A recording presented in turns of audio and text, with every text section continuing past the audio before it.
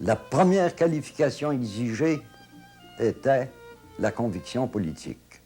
Et puis le travail, le dévouement que le gars montrait pour la politique. C'était le premier argument, ça. Et puis, ensuite, ben, il y avait ce qui arrivait, qui était beaucoup plus sérieux, la réputation de la famille, les agissements de la famille, le comportement général de la famille. Il fallait avoir un ensemble de qualités qu'on serait plus capable d'exiger aujourd'hui d'un fonctionnaire. C'était le maître de poste, avec le titre d'assistant, de 1916 à aller à 1932. Et durant cette période-là, eh bien, j'étais obligé d'être réellement plus vieux que mon âge parce que je servais le public. Et puis probablement parce que je faisais bien ça, le public me faisait confiance. Et puis, je t'ai dit dans la chanson, il me racontait le secret. Et puis, si d'une part, ils nous raconteraient leur secret, d'un autre côté, ils nous faisaient des reproches si ça ne marchait pas comme ils l'auraient désiré. Si le gars arrivait à 2 heures du matin pour savoir s'il y avait une lettre de sa blonde, il restait rien qu'à se lever, puis aller voir, puis dire non, tu n'as pas. Ben, le gars partait mécontent, parce qu'on aurait été censé y en donner une, il l'attendait. Et puis, la devise de la poste à ce moment-là, c'était servirait pour boulot. Eh bien, on était réellement au service du public, à la disposition du public, les esclaves du public.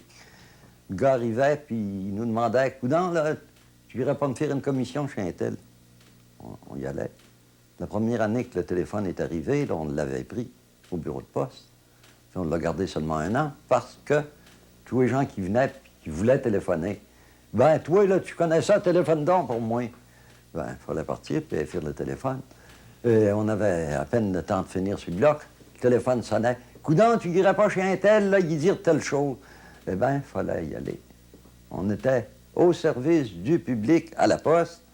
Et puis, j'oserais dire dans tout ce qui concerne les communications, parce que la poste, là, le bureau de poste lui-même, le service se faisait en voiture à cheval. Et puis, les gens voyageaient l'hiver avec le postillon. Puis la confiance que les gens nous témoignaient, là, on ne pouvait pas la mettre en doute. Si je pense aux jeunes, par exemple, qui venaient nous demander pour écrire des lettres d'amour pour eux autres, il fallait qu'il y ait une confiance profonde dans notre instruction, savoir dire des beaux mots d'amour, et puis dans notre discrétion, pas qu'on aille compter ça à l'autre.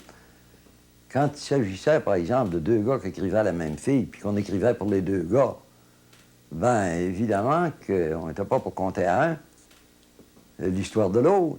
Puis il ne fallait pas écrire la même chose à la fille. Il fallait que les sentiments changent de nuance, là, pour écrire pour les 2 gars. C'était la même chose. Quand c'était le gars puis la fille, il fallait faire la correspondance du gars puis de la fille. Eh bien, il fallait avoir le soin de changer notre écriture. Et puis, changer les termes. Quoique, ces gens-là étaient généralement pas trop difficiles.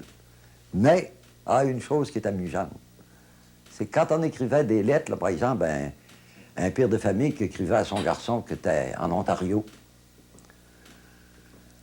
eh bien, il fallait que la lettre commence, je mets la main à la plume pour vous laisser à savoir de mes nouvelles qui sont très bonnes. J'ai été malade la semaine dernière, puis ta mère aussi. C'était pour des nouvelles qui étaient très bonnes. Et puis, une chose, ça, qui m'a toujours amusé, que j'aimais réellement, c'est qu'il fallait finir par dire « excuser les fautes ». La lettre, il fallait qu'elle se termine par « excuser les fautes ». Et puis ça, là, j'ai toujours trouvé que les gars avaient raison, parce qu'il y avait en masse des fautes. Eh bien, c'était des témoignages de confiance. Comme je disais tantôt, là, si d'une part, on se faisait dire des pauvretés, d'autre part, on avait des témoignages d'amitié réels. Et Puis, ben, je pense à l'histoire du gars, là, qui devait, puis la compagnie était devenue en faillite, puis il réclamait un compte qu'il avait déjà payé. Le gars les écrit pour dire qu'il l'a payé, mais il réécrive pour lui dire qu'il ne l'a pas payé. Alors, il s'en vient me trouver, puis il me compte son affaire. J'ai écrit pour dire qu'il l'avait payé. J'ai donné les explications. Puis au bout de 15 jours, il a reçu la réponse que son compte était payé. Alors, il est arrivé au bureau de poste, en chantant mes louanges. Lui, il sait parler au monde. Lui, il est instruit. Mon compte, il est payé. Là. Il n'était pas payable. Eh bien, c'était de ces témoignages de confiance-là qui constituait le bonheur parce que c'est un travail, et je ne dirais pas que c'est un travail pénible. Aujourd'hui, ce serait considéré un travail excessivement pénible. Je commençais à travailler le matin à 5 heures. Et puis les 2 premières années, je finissais ma journée à 8h30 le soir. Parce que le postillon arrivait dans la nuit, il fallait y ouvrir la porte pour recevoir les sacs. Et puis le dernier postillon arrivait entre 7h et 8h30 le soir. Il fallait être là pour le recevoir. Là, on avait l'obligation d'être en bons termes avec le postillon. Et les bons termes finissaient par l'amitié. Parce que de tous les postillons que j'ai connus, j'ai toujours gardé un souvenir ému d'eux autres, de la bonté de ces gens-là, qui rendaient service à tout le monde, charder des paquets, faire des commissions. Et puis,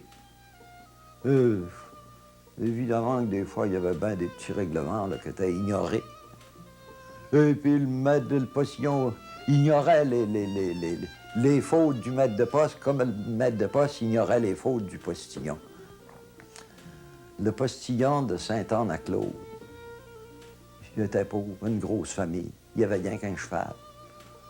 Et puis, son cheval est mort. Et puis, la famille a eu la grippe. Fait que personne pour transporter les sacs.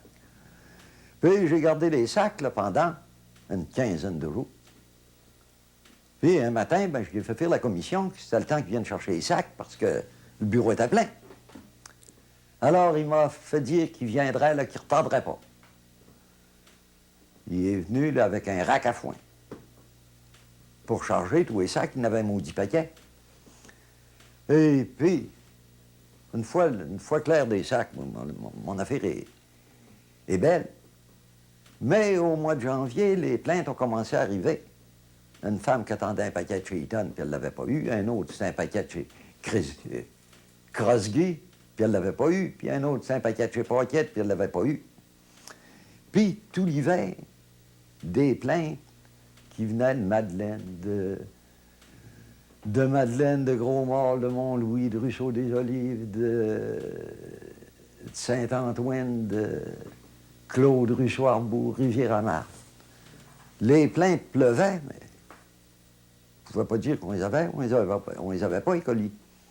D'autant de printemps, il y avait cette plainte d'accumuler que j'ai jugé à propos de faire venir le postillon. Puis il a dit, écoute un peu, il y a de quoi qui ne va pas. De sacs, il n'est pas resté ici. Puis ça a bien l'air qu'il y a des sacs qui ne sont pas rendus. Bouge ta gueule, petit garçon, il dit, ils sont dans ma grange, les sacs. Il avait les sacs dans sa grange, mais il dit, demain, là, il dit, j'ai loin de chaloupe à gasoline, puis il dit, demain, je vais descendre. Ça fait que les plaintes ont arrêté de venir, puis le courrier s'est distribué.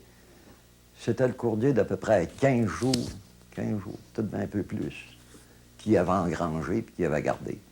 Puis il l'a distribué dans le printemps. Moi, je n'ai jamais fait de rapport.